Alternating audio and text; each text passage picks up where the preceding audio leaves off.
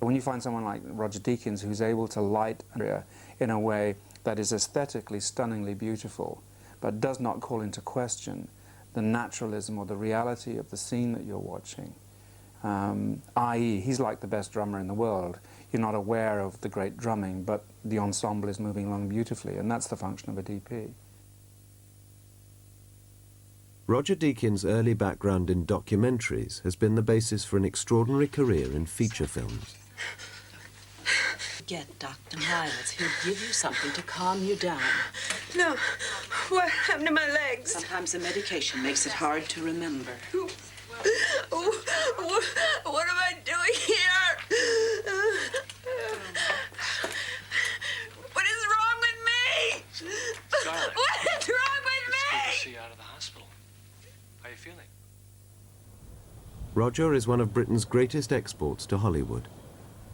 We caught up with him on the backlot at Universal Studios during the last day's shooting of his picture with the Coen brothers.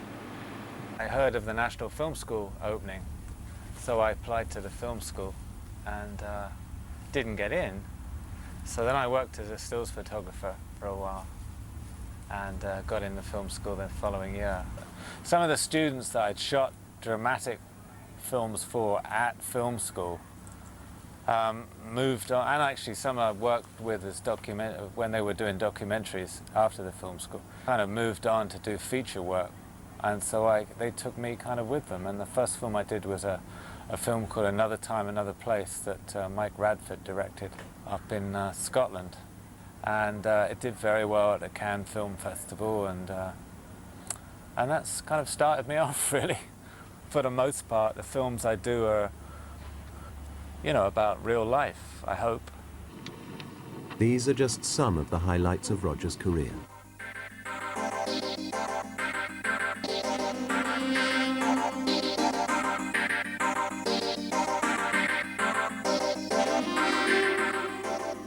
As a director, you sometimes suffer from intense insecurity about the day's work ahead. Sometimes you haven't got it planned out. Sometimes you haven't got a brain. And in situations like that, you need to feel that you can fall back to a large extent on your crew, and in particular on your photography. And certainly on the two films that I did with Roger, I always felt that I had an immensely strong personality next to me, and someone technically who was capable of basically catching me if I fell over.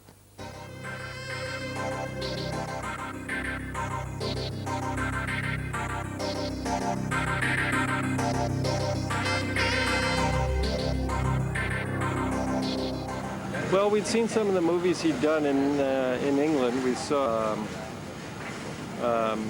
Pascali's Island and Stormy Monday and some of the other movies that he'd done. It was funny, really, because my agent had read the script and she said, "Oh, I don't know if you're really going to be interested in this." And I said, "The Coen brothers?" I said, "You're joking." And I read the script and loved it. I absolutely loved the script. And, well, I mean, I just had a great experience with him. And I have been having great experience with him ever since. Roger starts working with us really early on. I mean, well before we actually start shooting. Joel and I do a draft of the storyboards by ourselves or with the storyboard artist, but then do a subsequent sort of second draft, as it were, with Roger. They wanted me to come over, I think it was like 5 weeks before we started shooting, and we spent a long time going through storyboards and looking at locations and getting to know Illy.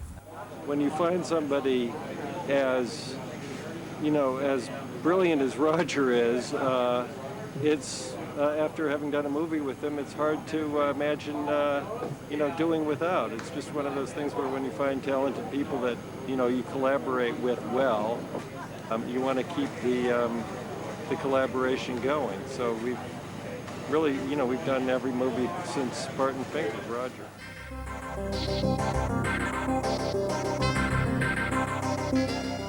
Martin Scorsese chose Roger to create the look for his film Kundun. Working with Marty is kind of like working with Joel and Ethan. He has a very clear idea of the kind of feel the sequence should have, he doesn't do as many storyboards as Joel and Ethan does. I mean, Joel and Ethan just storyboard the whole movie. But Marty does little sketches and little aerial drawings of where he wants the camera to move. And then I had a great relationship with him because we'd talk about this, we'd talk shots and the kind of feel he wanted. And then he really let me get on with it. And he'd come on the set and look at the shot I'd set up.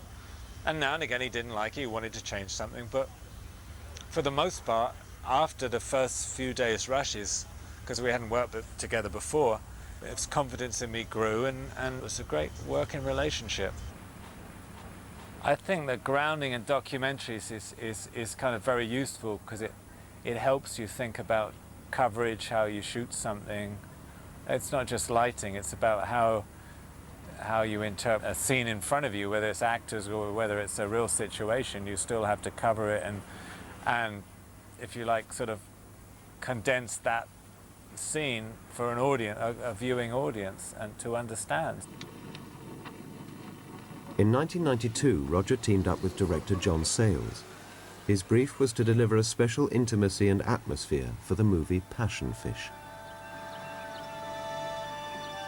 I liked shooting a feature with a minimal amount of gear and really to try and keep the crew as small as possible, because I think it is an issue, and it doesn't matter how experienced the actors are or whatever, that's not the point. If you've got this huge machine working a set or a location, it's all encompassing. I like the actors to have the freedom, and I also like to operate because I like to be able to work within that space and kind of create things with the camera. As you know what the setup's going to be, you basically know what the actors are going to do, but there's still those little things you can do while you're shooting. You been doing this long? No. You? You are a nurse, aren't you? Yeah. I just haven't done this caretaker thing before. I'm staying over at somebody's house. Well, I'll tell you, Shondell, it's a snap. Chantel. All the things I can't do, you do them for me. Yeah, it's a very, very simple little film, and it was shot in 31 days. So immediately, you not only think, well, the subject is very minimal, and that's its strength, but you also have to think about the schedule. Nice stuff on the boat. I mean, that was kind of tricky because I think when John had written it, he hadn't really thought how you shoot out on the bayou in the middle of the night, 3 people in a boat, and see any background. And there's no way we had the budget, even if we had all this in the world, you couldn't do what we wanted to shoot that way. Somebody even made a silly comment of, why don't we shoot it when there's a full moon? And I always like natural light sources, so the very simple solution was to use an idea that the skipper of the boat had a spotlight, and this is what he was using to navigate his way through the bayou. So using that as the main source, and then little lights on the boat to light the ladies' faces. That was the scheme we decided on. I mean, it's interesting on films how much you can vary the use of the camera. The camera is so much a character in the film. It's a character roaming by itself. And other times, you want the camera to be an observer. Well, a lot of people say that they look at they think about doing a movie and they look at paintings and they use them as influences.